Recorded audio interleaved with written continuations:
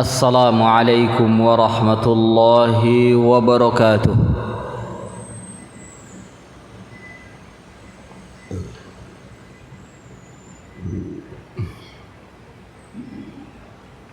Alhamdulillah, ashhadu an la ilaha illallah wahdahu la syarika lah,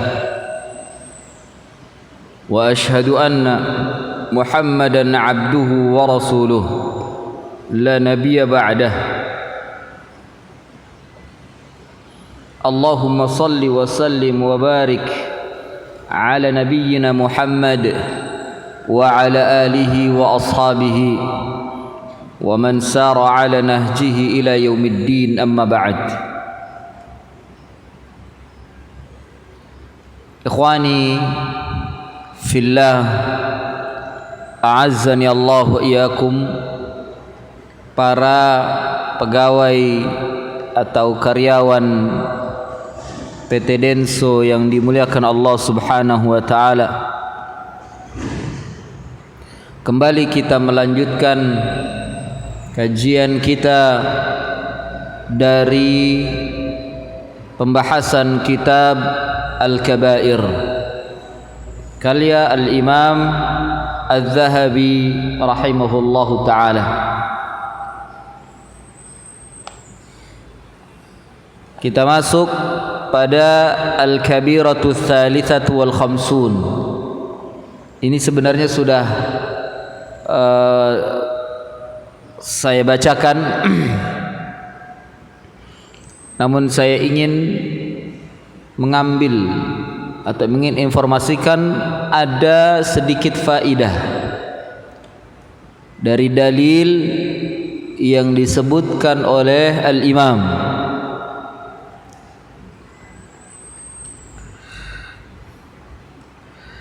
Dosa besar yang ke-53 adalah adzal muslimina wa syatmihim. Adzal muslimina wa syatmihim,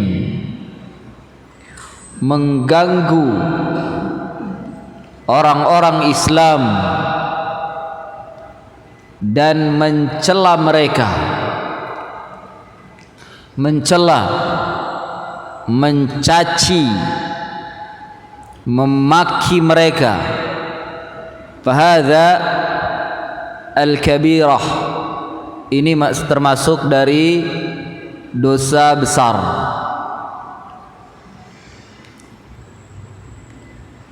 Tentunya yang mencela itu adalah seorang muslim itu sendiri. Muslim mencela muslim, seorang muslim mencela muslim yang lainnya.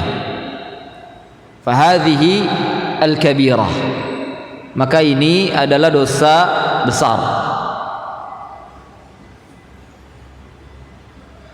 Mungkin yang jadi permasalahan adalah bagaimana taubatnya, bagaimana taubatnya, taubat dari mencela sesama muslim. Ya, taubatnya secara umum syaratnya mengikuti apa yang disebutkan oleh Al-Imam An-Nawawi dalam kitab Riyadhus Shalihin. Akan tetapi karena ini berhubungan dengan manusia, maka taubatnya ada dua arah. Arah pertama vertikal, yakni mohon ampun kepada Allah Azza wa Jalla, memohon ampun kepada Allah Azza wa Jalla. Yang kedua horizontal, meminta maaf kepada muslim yang telah dicela tadi, muslim yang telah dicaci atau dimaki tadi. Ya, wajib, hukumnya wajib dalam rangka bertaubat. Dan taubatnya tidak sempurna bila tidak melakukan itu. Taubatnya tidak sempurna bila tidak melakukan itu, yakni tidak melakukan permohonan maaf Dia hanya minta ampun saja kepada Allah, tapi tidak minta maaf. Fahada la yatimmu, tidak sempurna, tidak cukup, tidak mencukupi. Belum diampunkan oleh Allah dosanya. Ya, belum diampunkan dosanya oleh Allah. Karena ada orang begini, dia ketika mencela saudaranya, kita anjurkan, ente telah mencela dia, minta maaf pada dia. Selain ente bertobat, nanti saya bertobat sama Allah saja, kan Allah lebih tahu hati saya. La yakfi.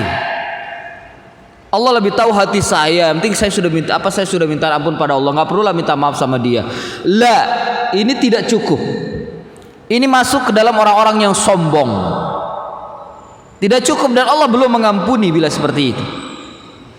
Ya, belum mengampuni. Hanya bertobat pada Allah, tidak meminta maaf kepada orang yang kita cela, belum diampuni oleh Allah Subhanahu wa taala. Karena ini berkaitan dengan kehormatan sesama muslim.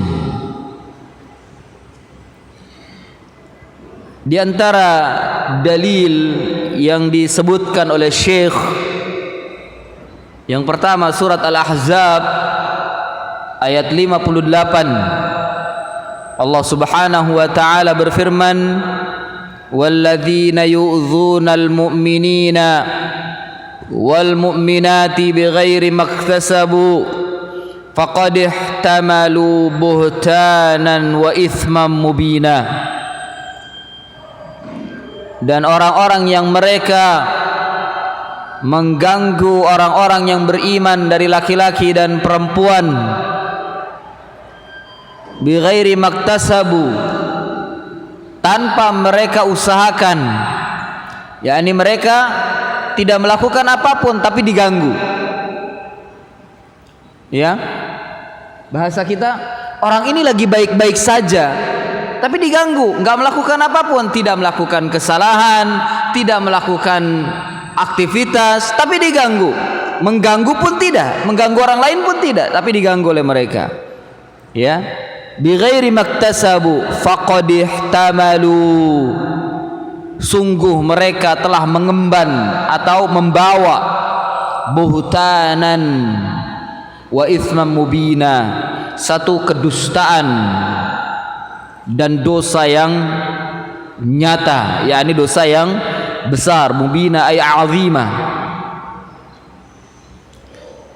Apalagi dia membuat fitnah, ya, membuat fitnah. Dia tidak melakukan apa-apa, dianggap atau dituduh melakukan apa-apa.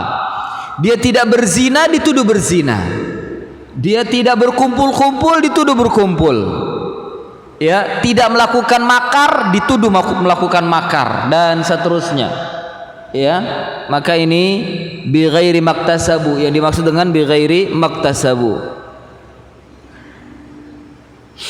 Kemudian dalil berikutnya dibawakan oleh Syekh, surat Al-Hujurat ayat 11 dan 12.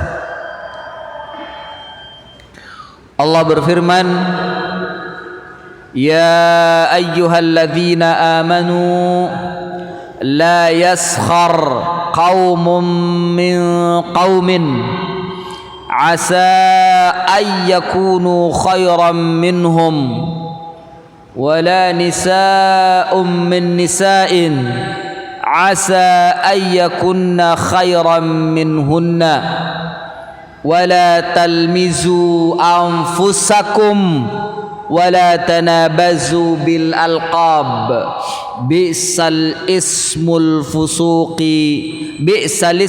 fusuqu ba'dal iman wa man lam yatub fa ulaika humudz zalimun." Wahai orang-orang yang beriman, Allah memanggil dengan orang yang beriman, orang yang berada pada tingkatan yang kedua setelah Islam. Karena Islam itu ada 3 tingkatan. Tingkatan pertama adalah Islam, tingkatan kedua iman, tingkatan ketiga ihsan. Ya ayyuhalladzina amanu, ini adalah orang-orang yang ada atau berada pada tingkatan yang kedua. Berarti pada tingkatan yang pertama ini lebih utama lagi. Ya, bukan berarti orang tingkatan pertama tidak dipanggil, tetap dipanggil. Terkena panggilan ini, terkena nida. Ya ayyuhalladzina amanu la yaskhar qaumun min qaumin. Janganlah merendahkan satu kaum dari kaum yang lainnya. Kaum di sini imma mufrad wa imma bima'na jama'. Imma bima'na mufrad yakni tunggal, satu orang individu, satu individu saja, atau bima'na jama', beberapa orang, kaum, jamaah. Ya, satu jamaah.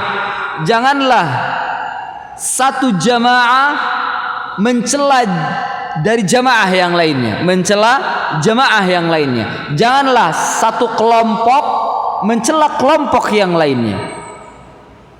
Ya, la yaskhar qaumun min qaumin. Atau satu orang, janganlah seseorang mencela seseorang yang lainnya dari kaum muslimin atau orang-orang yang beriman.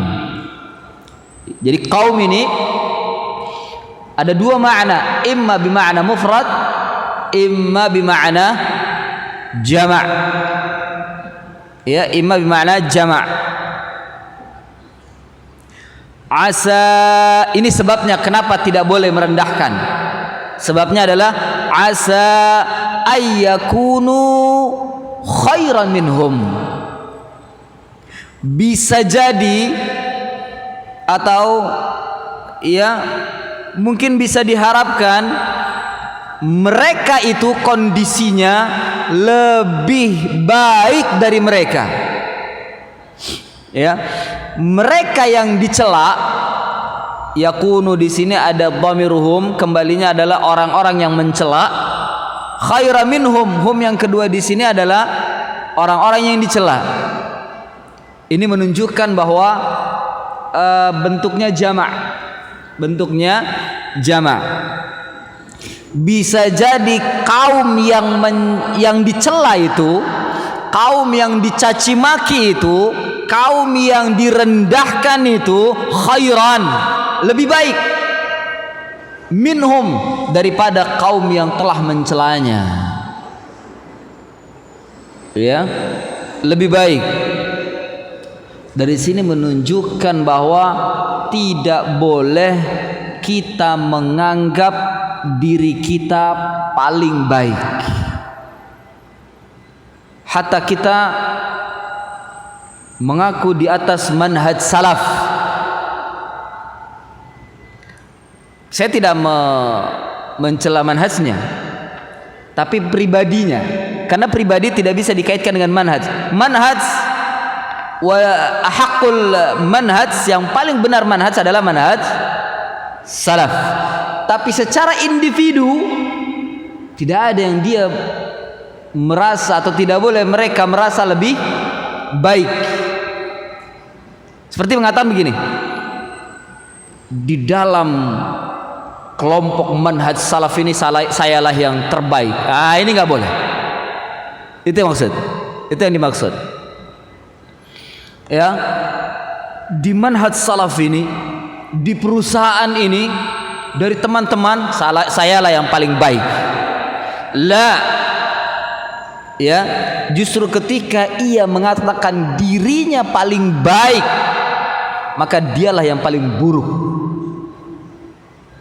Satu waktu itu pun dia akhlaknya paling buruk.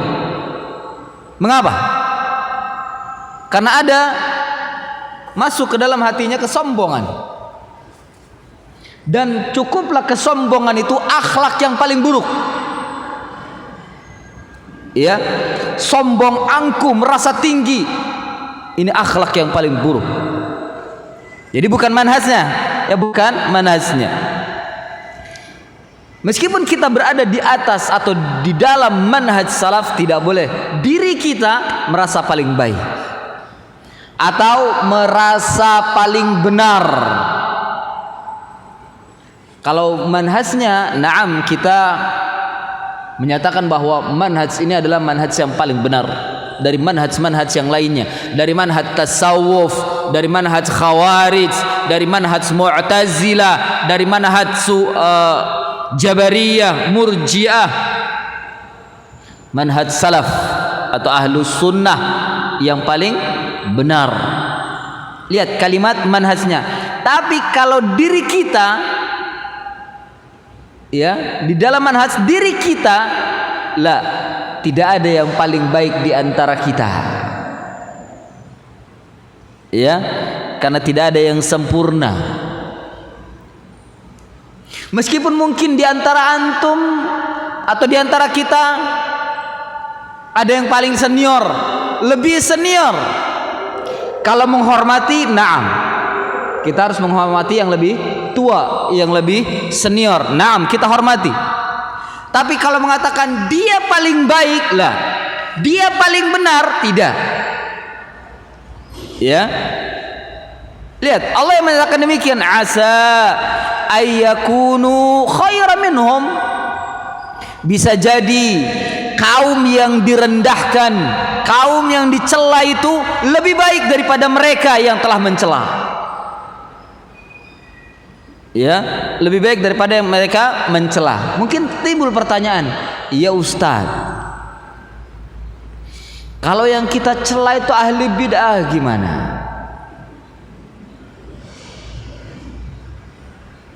Dia diustadkan tapi dia menyimpang ajarannya. Ingat, yang kita cela adalah manhajnya, bukan orangnya. Bisa dipahami ya? Bedakan individu atau oknum dengan manhaj. Bedakan. Makanya kita kan ketika ada yang di antara kita, oknum kita berbuat keburukan, berbuat kekacauan, kegaduhan di tengah masyarakat, kemudian orang-orang mengatakan, tuh manhaj salaf tuh begitu, padahal oknum. Kita imatan apa? Itu kan oknum, bukan manhajnya. Artinya apa? Kita membedakan, ya tidak? Kita membedakan antara oknum dengan manhaj. Demikian juga kita harus bersikap adil dengan kelompok-kelompok yang berada di luar dari manhaj salaf itu. Bedakan oknum dengan manhaj. Ketika kita mencela manhaj, bukan mencela oknum. Dan tidak boleh kita mencela oknum. Tapi ketika bicara oknum, jangan dibawa manhaj. Kecuali da'inya yang menyebarkan kesesatan itu, kita bantah manhajnya, bukan oknumnya. Ya. Nah, meskipun mungkin mereka berada di luar manhaj salaf, tapi secara pribadi tidak boleh kita mencela secara pribadinya. Yang kita cela manhajnya. Kalau mereka berada di atas kesesatan, karena ada orang-orang yang tulus, orang-orang yang baik, dia peduli dengan sesama, tapi manhajnya buruk. Untuk mendakwahkannya, bukan kita mencela orangnya, bukan mencela oknumnya, tapi mencela manhajnya. Oknumnya khair. Makanya kita bergaul, ya, bergabung atau bermukhalatah, berkumpul dengan mereka secara oknum, bukan secara manhaj. Ketika berbicara manhaj, baru lakum dinukum waliyadi. Sehingga ini apa? Agar kita tidak merendahkan secara pribadi, secara oknum, ya, antara satu dengan yang lainnya, tidak merendahkan. Tidak merendahkan atau tidak dibawa manhaj ke ranah pribadi. Tidak boleh. Karena kalau sudah berkenaan dengan pribadi, hatta dia berada di luar manhaj salaf, kita telah merendahkan sesama muslim. Terkena ayat ini. Ya. Kalau sudah berkaitan dengan pribadi, terlepas dia manhajnya apa, berkaitan dengan pribadi, kita mencela pribadinya, terkena kita ayat ini. Gak bisa kita mengatakan udahlah biarin dia tasawuf ini, dia sufi ini, dia khawarij ini. Antum bawa pribadi ke manhaj, ini kesalahan fatal. Ya, dan itu dosa tetap. Perhatikan ini, karena sebagian kita tidak bisa membedakan mana manhaj, mana pribadi, mana oknum. Tidak bisa. Sehingga ketika dia bertengkar secara pribadi dibawa ke manhaj. Ya, ketika kita anjurkan kami minta maaf sama dia, dia khawarij ini ngapain lah minta maaf? Astaghfirullahaladzim. Dia sufi ini ngapain kita minta maaf? Lah ya ikhwah, ini berkaitan dengan pribadi, tetap minta maaf. Bukan perkara manhajnya tapi pribadi.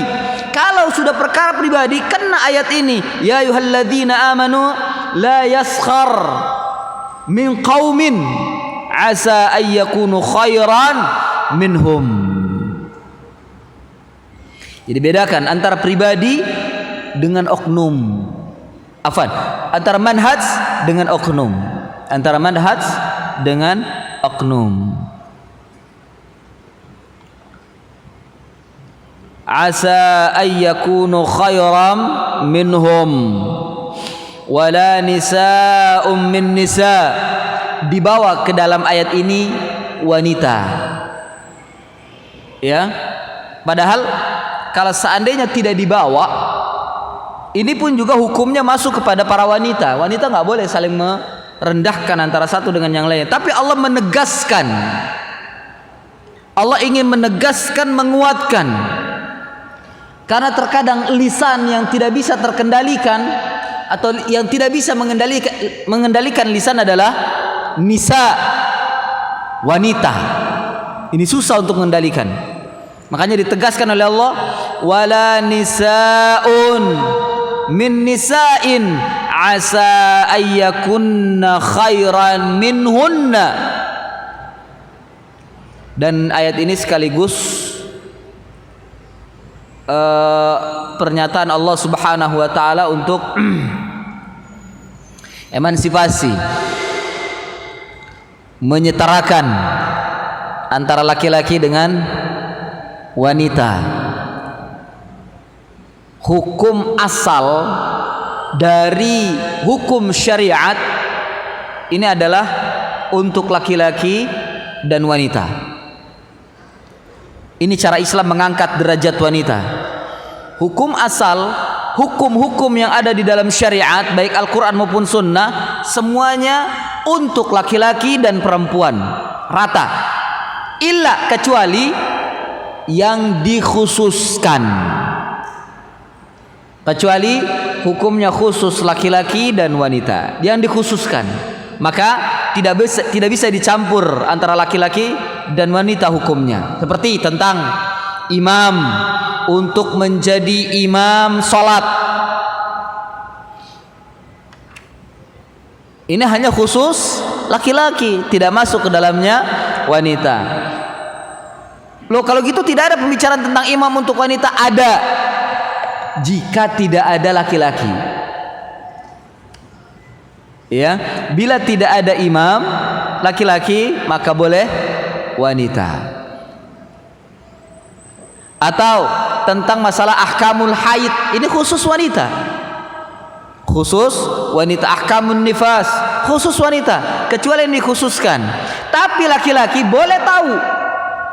Laki-laki dan wanita boleh tahu tentang ahkam tersebut dalam rangka untuk al-ilmu, kemudian untuk at-ta'lim, untuk mengajarkan.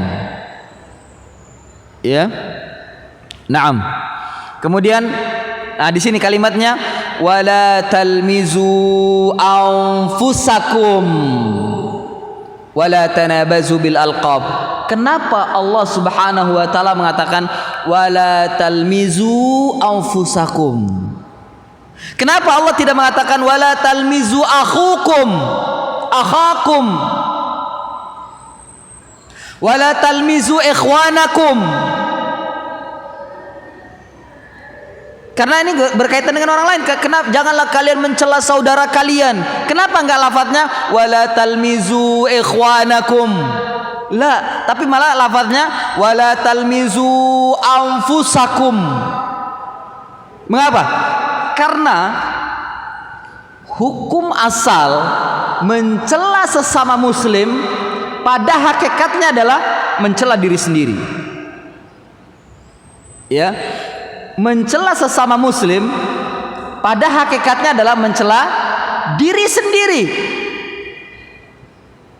Kita berkata kasar, mencaci maki terhadap sama muslim yang kita cela muslim, pada hakikatnya kita sedang mencela diri kita sendiri.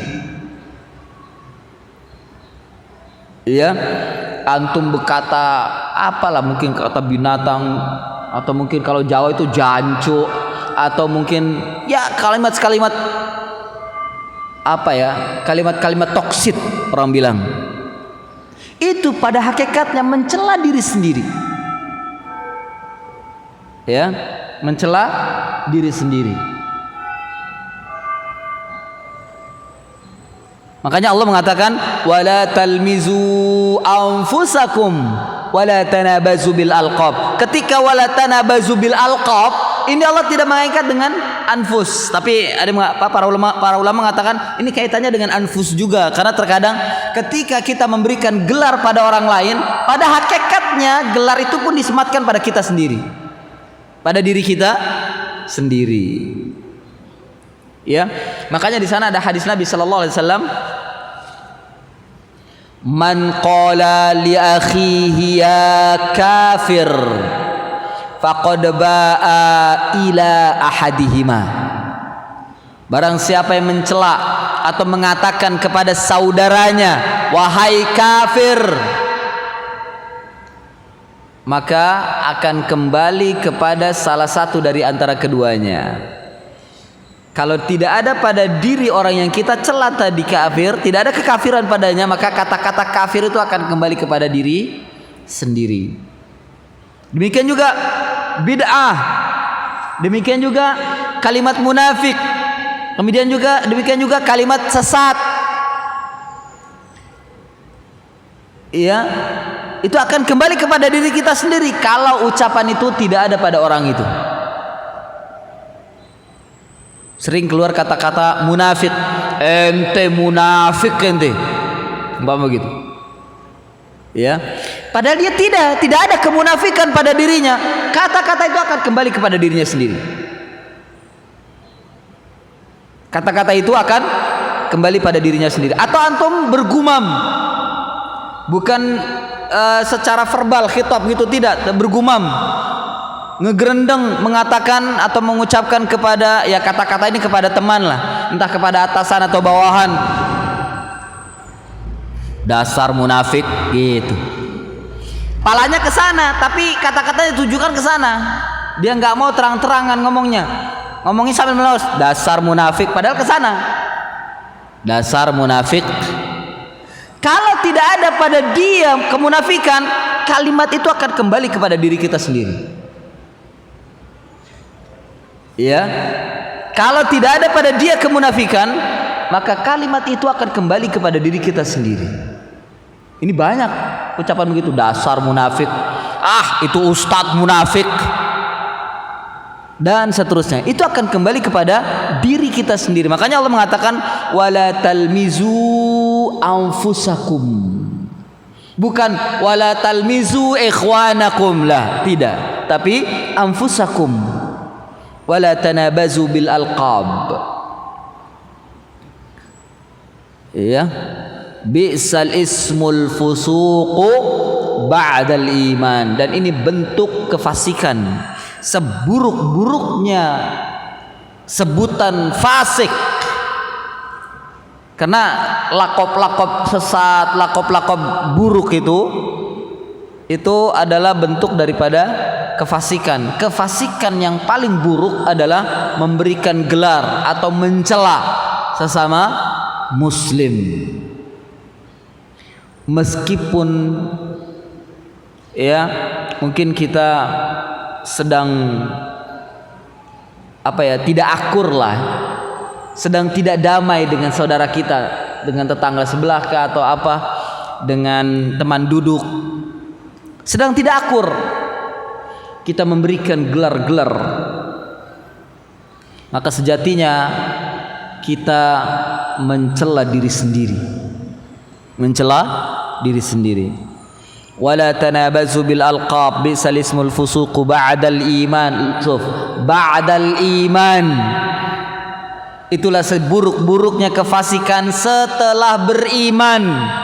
Berarti keimanannya bisa terkikis atau bisa kotor. Keimanannya kotor bila lisan kita masih memberikan atau menghina atau merendahkan sesama muslim. Ya. Wa man lam yatub, barang siapa yang tidak bertaubat, faulaika humudz zalimun, maka mereka adalah orang-orang yang zalim. Barang siapa yang tidak bertaubat, maka mereka orang-orang yang zalim. Kemudian dalil berikutnya, wa qala ta'ala wala tajassasu wala yaghtab ba'dukum ba'dha, dan janganlah kalian tajassus. Tajassus apa? Tajassus itu mencari-cari tahu. Kalau bahasa kita kepo. Tajassus itu nama lain dari kepo. Apalagi kepo dalam permasalahan yang buruk. Itu tajassus. Ya. Dan tajassus, keponya ini bukan kepo terang-terangan. Kalau kepo terang-terangan kan nanya, lu ngapain sih sama siapa? Itu kepo, nanya terang-terangan itu. Tapi kalau tajassus ini kepo tidak terang-terangan, dia cari-cari di belakang. Itu tajassus. Ya, bahasa kerennya ya mata-matai, diintai, terus diperhatikan, terus nih ngapain dia nih. Itu tajassus. Hukum tajassus dijelaskan oleh para ulama, diberikan tafsil, fihi tafsil, ada tafsil. Tidak semua tajassus berdosa. Ya, tidak semua tajassus dilarang. Yang disebutkan dalam ayat ini tajassus yang dilarang. Ya, makanya tajassus terbagi menjadi dua. Tajassus yang diperbolehkan dan tajassus yang dilarang. Tajassus yang diperbolehkan itu adalah ketika berhadapan dengan musuh. Dan ini atas perintah amir dan untuk kepentingan kaum muslimin atau negara. Untuk kepentingan negara atau kaum muslimin. Ini tajassus yang diperbolehkan. Ya, ketika berhadapan dengan musuh atau dalam kondisi perang. Ini boleh. Baik tajassus secara individu atau tajassus secara jama'i, berjamaah. yakni tajassus individu, umpama mengintai jenderalnya, mengintai panglimanya, memata-matai panglimanya boleh. Atau secara ijtimai, yakni mengintai sistem pertahanan negara, umpama negara musuh, maksudnya sistem pertahanan musuh. Hadza tajassus demi kepentingan mempertahankan mempertahankan kedaulatan atau mempertahankan dalam rangka perang, ya, dalam rangka perang untuk menjatuhkan lawan. Hadza jaiz, ini diperbolehkan. Tajassus yang diperbolehkan dalam rangka memerangi musuh. Nah, tajassus yang tidak diperbolehkan adalah dalam rangka damai atau dalam kondisi damai, tidak perang. Ya, baik secara individu maupun secara jamaah. memata-matai organisasi, memata-matai partai, atau memata-matai apalah, memata-matai kelompok ini, kelompok itu, memata-matai atasan, ya, manajemen, atau memata-matai bawahan secara kelompok, atau memata-matai individu. Bahwa kita benci dengan seseorang, gak suka dengan seseorang, dimata-matai.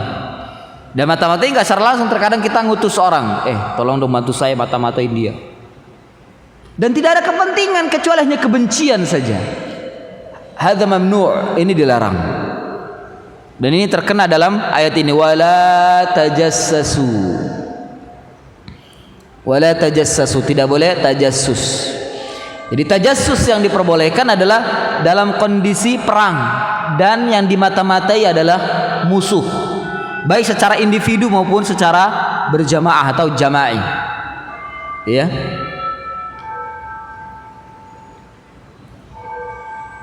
Wala yaghtab ba'dukum ba'dha, ini ghibah, dan tidak menggibahi antara satu dengan yang lainnya. Ini dalil-dalil yang menunjukkan larangan mengganggu orang-orang Islam dan larangan untuk mencela mereka, meskipun yang mencela itu muslim itu sendiri.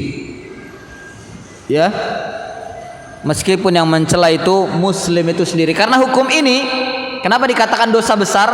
Hukum ini berlaku hanya untuk orang muslim.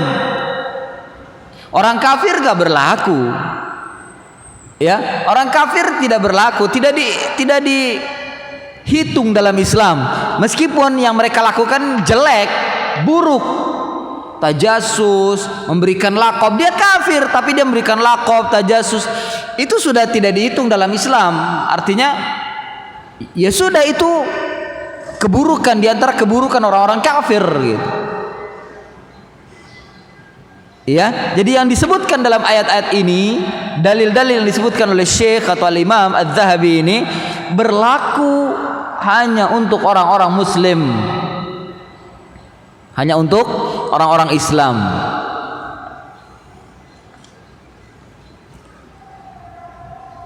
Kemudian waqala sallallahu alaihi wasallam, lihat hadisnya, dan bersabda Rasulullah sallallahu alaihi wasallam,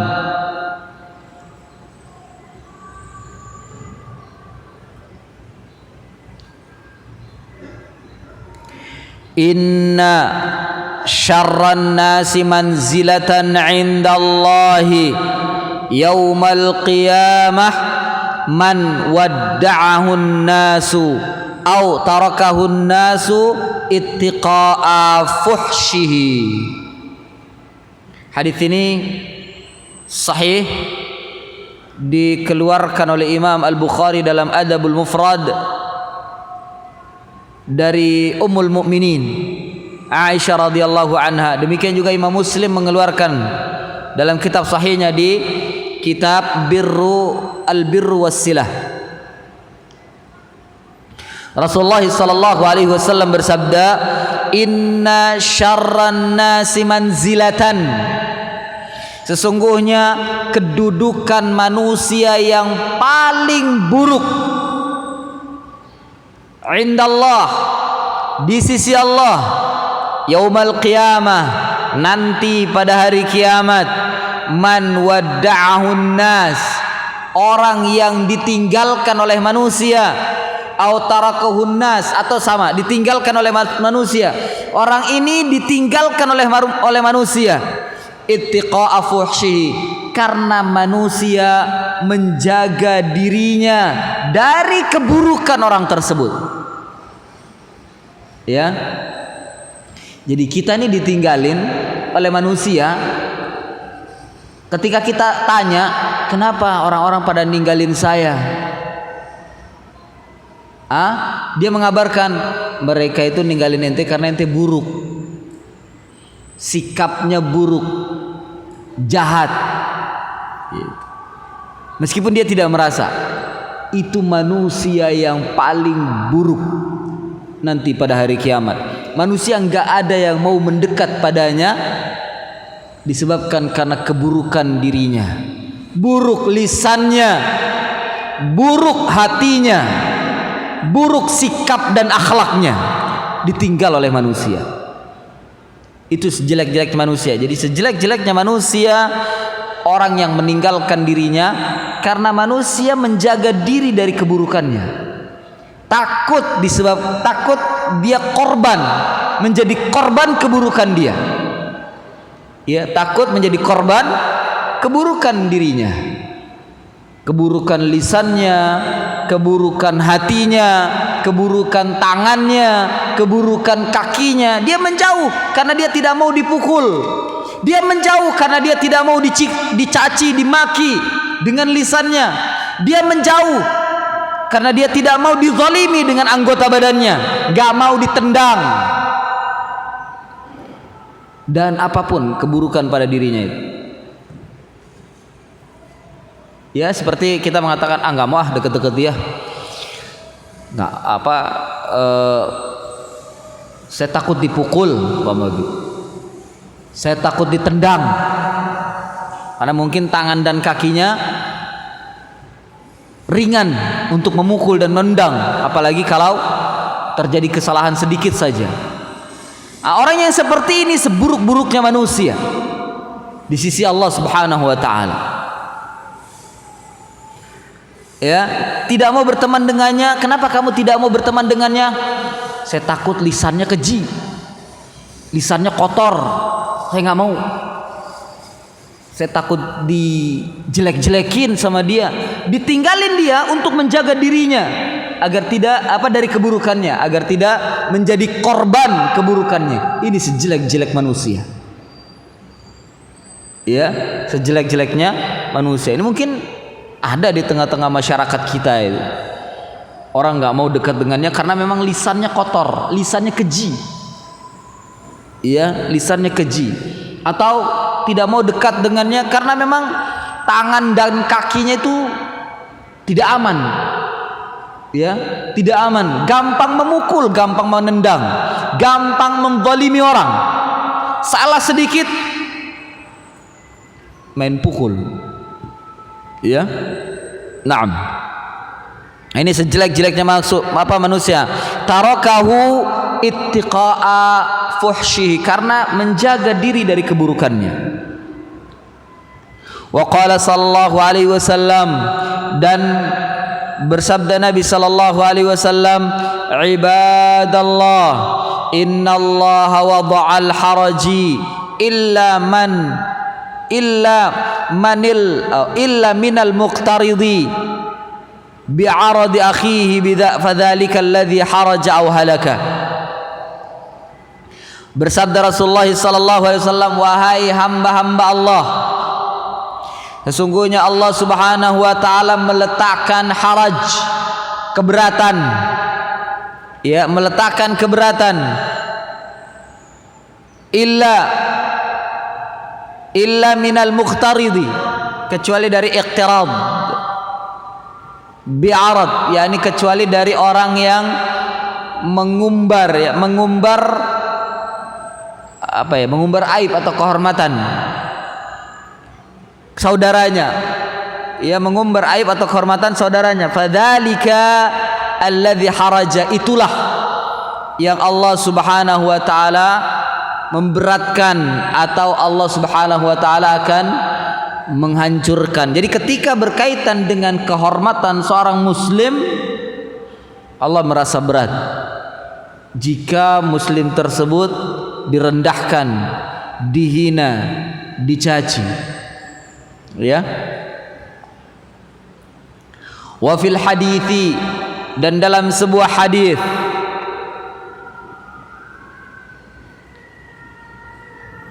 kullul muslimi 'alal muslim haramun damuhu wa maluhu wa irduhu. Ini sudah kita baca. Setiap muslim atas muslim yang lainnya haram, darahnya, hartanya, dan kehormatannya. Jadi setiap muslim memandang saudara kita, baik yang dekat maupun yang jauh, pandanglah tiga ini. Kita memandang dari sisi tiga ini. Yang pertama darahnya, artinya tidak boleh kita menumpahkan darahnya, tidak boleh kita mengucurkan darahnya, ya. Yang kedua hartanya, kita perhatikan hartanya, tidak boleh kita mengganggu hartanya, mengambil tanpa hak, mencuri, merampok, membegal, ini hartanya. Wa irdihi, dan kehormatannya, tidak boleh kita mengganggu kehormatannya, tidak boleh mengganggu kehormatannya, ya. Ini untuk laki-laki dan perempuan. Demikian juga perempuan, hatta perempuan tersebut akan kita nikah, kita jaga 3 kehormatan ini: darah, harta, dan kehormatan, ya, terhadap perempuan, laki-laki dan perempuan. Maka setiap memandang manusia harus memperhatikan 3 ini, karena yang 3 ini haram: darah, harta, dan kehormatan. Terkadang darah dan harta aman, kita tidak mengganggu, tapi kehormatan terkadang kita tidak bisa menjaga. Kehormatannya tidak bisa kita jaga, kita hina, kita rendahkan.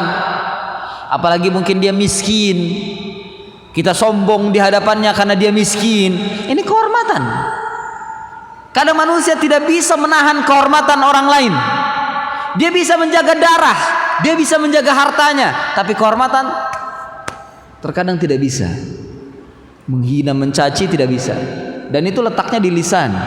Cacian dan makian di mana? Di lisan. Makanya para ulama mengatakan lisan itu lebih tajam daripada pedang. Lisan itu lebih tajam daripada pedang. Pedang melukai darah atau mungkin melukai darah dan harta. Paling hanya bisa mengganggu darah dan harta. Tapi kehormatan itu diganggu oleh lisan, dan ini lebih tajam. Kenapa? Lebih menyayat. Lebih menyayat. Yang disayat itu hati, bukan badan. Ya, yang disayat itu hati, bukan badan. Kullul muslimi 'alal muslim haramun damuhu wa maluhu wa 'irduhu. Wa qala, dan bersabda lagi Nabi sallallahu alaihi wasallam, al muslimu akhul muslim la yadhlimuhu wa la yakhdhuluhu wa la yahqiruh bihasbi imri'in min asyarr ay yahqira akhahu muslim. Ini sudah juga kita baca, ya, sudah kita baca, dan ini adalah dalil-dalil dasar menunjukkan tidak bolehnya atau haramnya dan dosa besarnya kita mengganggu sesama muslim. Dalam hadis yang lain Nabi sallallahu alaihi wasallam bersabda, ini hadis dikeluarkan oleh Imam Al-Hakim dan yang lainnya, ya, sibabu al-muslimi fusuqun wa qitaluhu kufrun. Ini juga dikeluarkan oleh Imam Al-Bukhari. Mencela seorang muslim itu kefasikan dan membunuhnya adalah kekafiran. Yani mencela seorang muslim adalah perbuatan fasik, dan membunuh seorang muslim adalah perbuatan kafir. Karena tidak ada yang membunuh muslim kecuali orang-orang kafir. Tidak ada yang membunuh muslim kecuali orang-orang kafir. Maka bila seorang muslim membunuh muslim, maka ada perbuatan kekafiran pada dirinya. Karena qitaluhu kufrun, membunuh sesama muslim adalah perbuatan kafir. Kemudian hadis yang lain, wa an Abi Hurairah radhiyallahu anhu qala qila ya Rasulullah inna fulanatan tusalli bil laili wa tasumun nahar wa tu'dhi jiranaha bilisaniha faqala la khaira fiha wa hiya finnar. Masyaallah. Wahai Rasulullah, sesungguhnya si fulanah dia salat malam dan di siang harinya dia berpuasa, sedangkan dia mengganggu tetangganya dengan lisannya. Faqala, maka Nabi sallallahu alaihi wasallam bersabda, la khaira fiha, tidak ada kebaikan padanya. Hiya finnar, dia penduduk neraka, dia akan masuk ke dalam neraka. Naudzubillah. Ya. Ini menunjukkan bahwa tidak ada faidahnya salat malam atau mungkin kebaikan kalau lisannya tidak bisa menjaga untuk tidak mengganggu tetangganya atau mengganggu sesama muslim. Iya, kan ada yang seperti ini juga. Malamnya masya Allah dia rajin sholat, masya Allah sholatnya ya, bangun jam 3 atau jam 2 sholat tahajud 11 rakaat, bahkan mungkin 13 rakaat. Kemudian setelah itu dia baca Quran sampai subuh. Kemudian sholat subuh, habis subuh dia zikir pagi. Selesai zikir pagi, matahari terbit, keluar rumah ada tetangganya dicaci, dimaki. Lu jelek amat. Ya, kata-katanya kasar, dasar munafik, dasar. Ya, kemudian dikata-katain dasar-dasar apalah. Kok jadi kata-katain? La khaira fiha, tidak ada kebaikan orang itu. Lo kemana sholatnya? Kemana puasanya? Kemana zikir-zikirnya? Habis dengan lisan yang membakarnya, karena dia telah gunakan untuk mencela sesama muslim. Jadi celaan itu habis membakar semua kebaikan yang dia lakukan. Padahal ganjarannya besar loh itu. Sholat tahajud, sholat malam langsung berhadapan dengan Allah, itu besar ganjarannya, diangkat derajatnya oleh Allah Subhanahu wa taala. Ya, maka barang siapa yang ingin diangkat derajatnya sholat malam. Tapi kalau lisannya di siang harinya tidak bisa dijaga, hilang semua itu, habis, Allah tidak memandangnya. Jadi kehormatan seorang muslim itu lebih berharga dari sholat malam kita sendiri. Ya, kehormatan seorang muslim untuk dijaga dan tidak dicaci, dimaki, itu lebih berharga ketimbang sholat malam kita sendiri atau ibadah kita sendiri. Karena ibadah kita akan hilang ketika lisan kita tidak bisa dijaga untuk sesama muslim. Habis amalan kita itu. Ya, maghrib belum. Baik. Lihat Nabi yang mengatakan demikian, la khaira fiha, tidak ada kebaikan padanya. Hiya finnar, dia di dalam neraka. Jadi tidak ada faidahnya salat malam. Tapi kita tidak boleh juga memanasin ya. Mungkin kita tahu orang ini, dia sholat malam, sholat tapi siangnya itu lisannya tidak bisa dijaga. Terus kita yang tahu ngomong, percuma lu sholat malam. Gak boleh juga bilang begitu. Sejatinya kita juga sudah mencela dia. Kita sendiri yang terkena dosa juga kita ketika kita mengatakan, percuma lu sholat malam, siang-siang caci maki sana kemari. Ya kita sendiri juga dosa, karena kita pun sudah mencela dirinya. Kalau ingin menasihati bukan begitu caranya. Kalau ingin menasihati, ucapkan dengan baik, awali dengan doa. Semoga Allah memberkahimu, semoga Allah menjaga dirimu, semoga Allah, didoakan dulu. Baru sesungguhnya, sebenarnya kamu sholat malamnya luar biasa, Masya Allah. Tapi jangan hancurkan dengan lisan. Sayang kamu sholat malam atau kamu beribadah, Masya Allah, dihancurkan dengan lisanmu. Jangan. Itu nasihat. Jangan nasihati dengan cara percuma lu sholat malam. Itu bukan nasihat, itu celaan. Karena sebagian kita begitu, ya, ngelihat saudaranya baik, kemudian dia caci maki, mulutnya kasar. Kita ingin nasihati, maksud kita ingin nasihati, tapi caranya salah. Menasihati dengan cara mencela, ini salah. Percuma lu sholat, tapi mulut lu nggak bisa dijaga. Itu bukan nasihat, itu kamu juga mencela. Menasihati bukan mencela. Meluruskan orang bukan dengan cara kemungkaran. Itu kemungkaran menasihati seperti itu. Jadi menasihati kemungkaran bukan dengan kemungkaran. Ya. Karena ibadah, hukum asal ibadah tidak ada yang percuma. Tidak ada hukum asalnya. Hanya Allah yang berhak mengatakan itu percuma. Ya. Meskipun antum tahu ilmu ini, tidak boleh kita menasihati percuma lu, percuma. Tidak. Allah yang menilai. Allah yang menilai. Kadang dai atau ustadz asatidz juga ada yang mengatakan begitu. Percuma kamu. Kagak percuma. Kalau ingin menasihati, nasihati yang baik, bilin warifq. Ya, karena nasihat menasihati juga bagian daripada ibadah kepada Allah Subhanahu wa taala.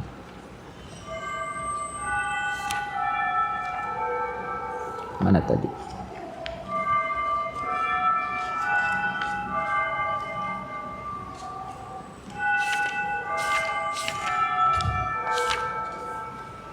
Ikhwani fillah, a'azzani Allah wa iyyakum. Kemudian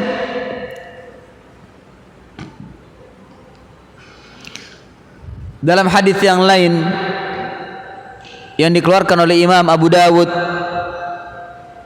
Nabi sallallahu alaihi wasallam bersabda, "Uzkuru mahasina mautakum wa kaffu an masawihim."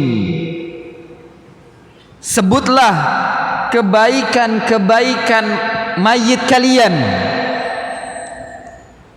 dan tahanlah dari keburukan-keburukannya, keburukan-keburukan mereka, yakni keburukan-keburukan mayit.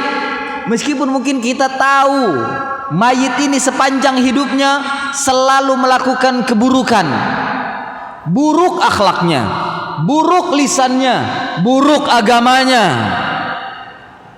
tapi tidak boleh setelah meninggal dunia, tidak boleh kita ungkap kalau tidak ada kepentingan. Tidak boleh kita menambah keburukan. Sebut kebaikan-kebaikannya meskipun sedikit.